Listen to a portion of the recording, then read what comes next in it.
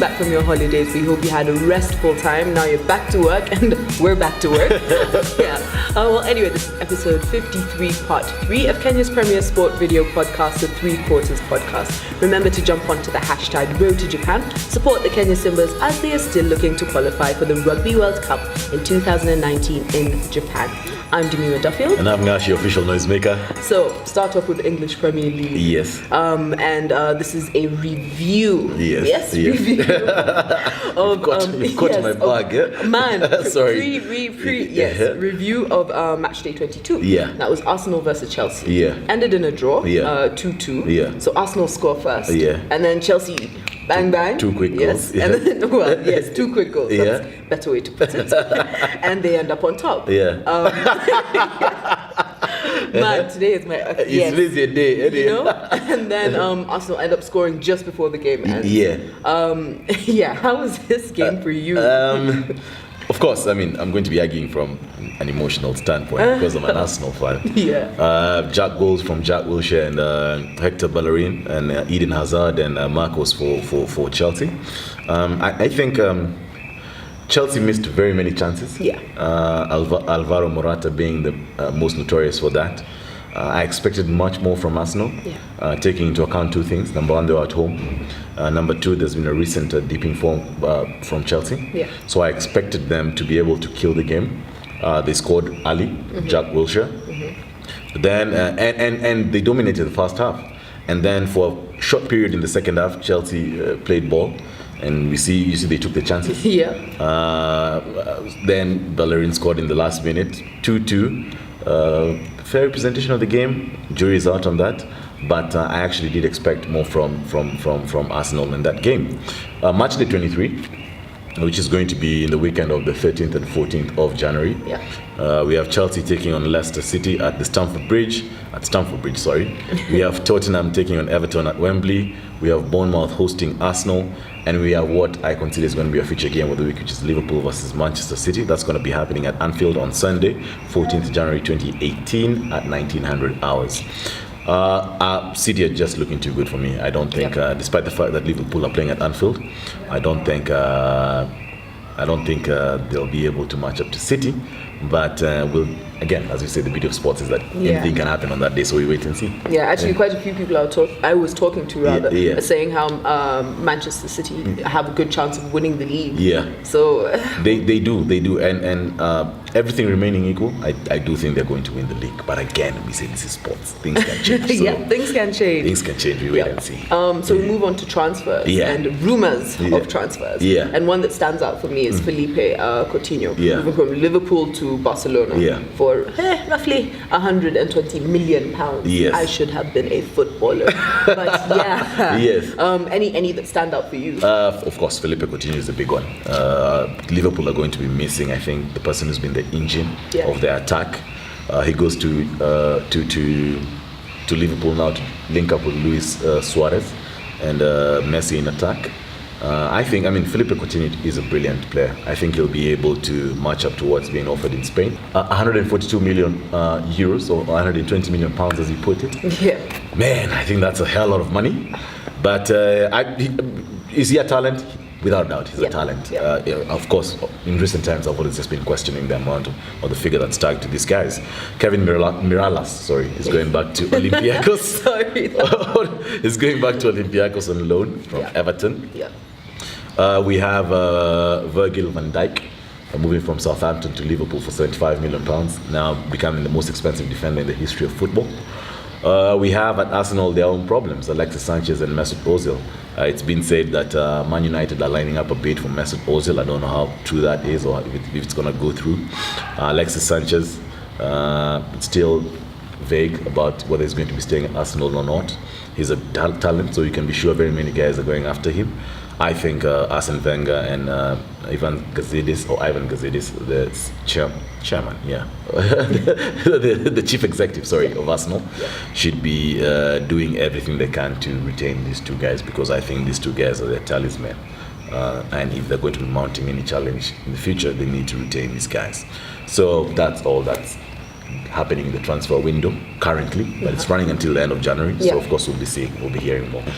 So we move on to NBA, where Gregg Poppovich has surpassed George Karl in the list of coaches with most wins in NBA, and is now sitting at 5th. Now, some would argue that he is the best coach of all time. I'd like to know what you think of this. Gregg Poppovich, as you've said, is now sitting 5th behind Don Nelson, who's a former coach of Golden State Warriors, Lenny Wilkins, who was an assistant coach on the Dream Team in 1992 in Barcelona, Jerry Sloan, who coached the Utah Jazz for very long, and he's one of the 4 players to have his jersey retired at Chicago Bulls. The others being Bob Love, Scottie Pippen, and of course Michael Jordan.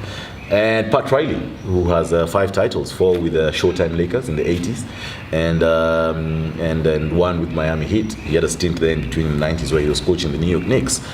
Gregg Poppovich came into the San Antonio Spurs in the late 90s. He's won 5 titles with them. 99, 2003, with a team that was heavily centered on David Robinson and Tim Duncan.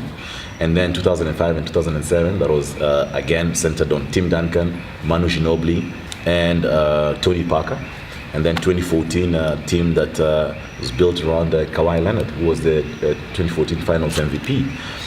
Gregg Poppovich is, his basketball is, the team is team ball, and the ball is shared, amongst the players, and it's very effective. He's known to not be too good with interviews. In fact, I remember in 2015 when they were being honored by then President Barack Obama. And he was joking that Coach Pop, or Pop as he's known, doesn't have to answer any questions today because it's known how he is with interviews. But in the argument for greatest coaches, he's definitely there. 5 titles with one team. 20 seasons now in the NBA coaching. And the way he's able to rebuild, for me, that's the most important thing. Like, fine, he's had Tim Duncan for the 5 years, but the way he's able to rebuild every time. David Robinson exits, Tim Duncan is still there, Manu Ginobili, Tony Parker get old, Kawhi Leonard comes into the game. So he's definitely going to be in that discussion when they start talking about top 5. Greatest coaches of all time, of course, alongside the likes of Brett Auerbach and Phil Jackson, of course, for me. But anyway, he's going to be there. I'm just imagining like how it feels as a coach to like sort of lead a team to a win, basically.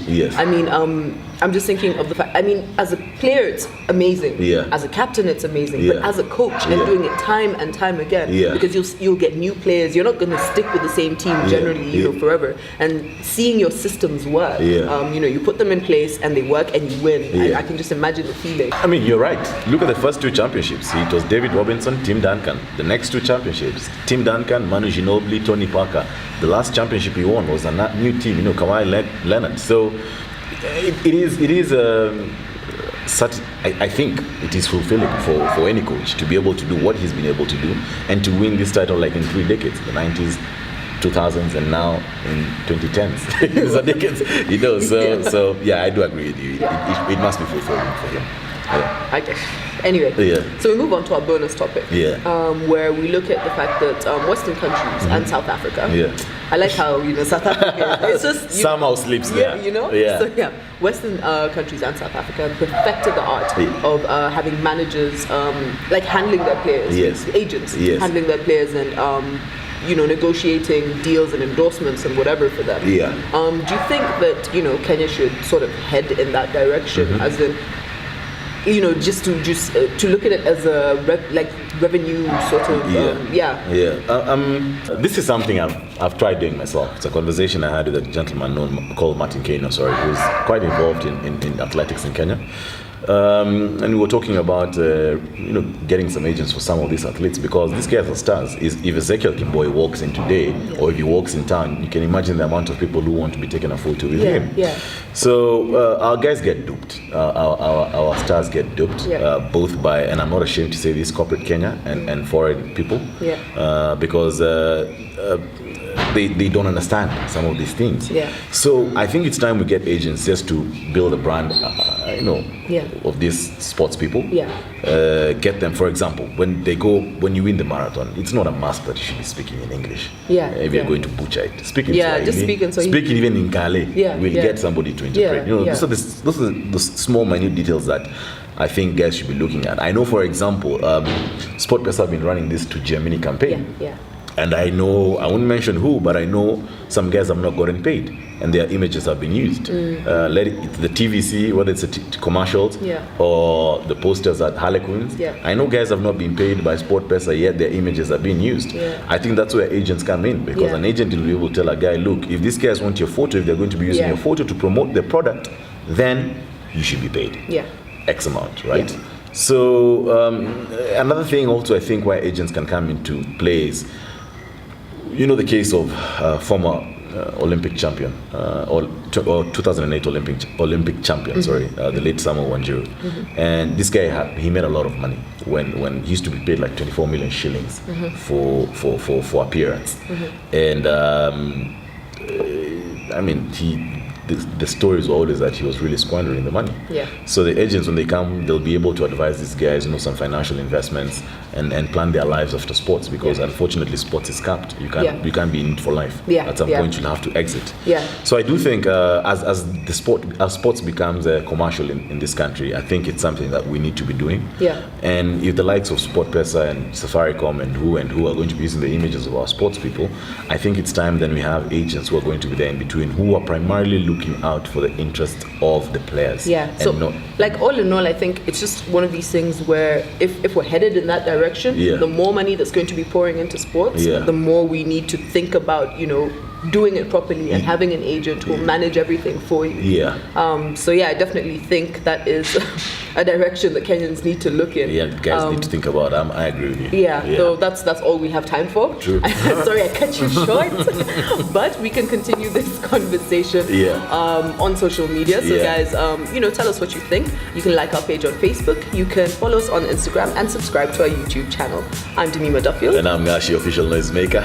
And join us for episode 54, because we have so much more to tell you.